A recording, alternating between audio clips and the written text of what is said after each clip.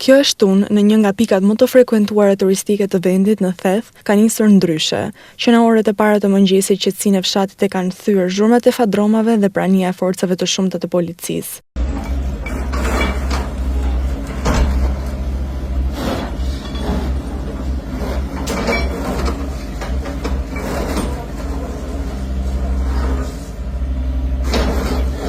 Inspektoriati Kombëtar i Mbrojtjes së Territorit është rikthyer në këtë zonë për të vijuar aksionin ndaj ndërtimeve pa leje.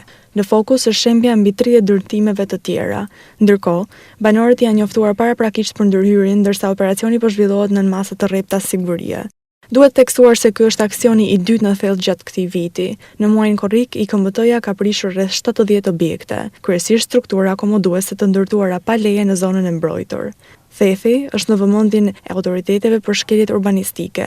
Ndërhyrja synon, sipas burimeve zyrtare, rikthimin e ligjshmërisë dhe mbrojtjes së integritetit të zonës së mbrojtur. Ndërkohë, bëhet më dije se aksioni do të vijojë edhe në ditët në vijim, derisa të përfundojë plotësisht plani i shëmbjeve të parashikuara.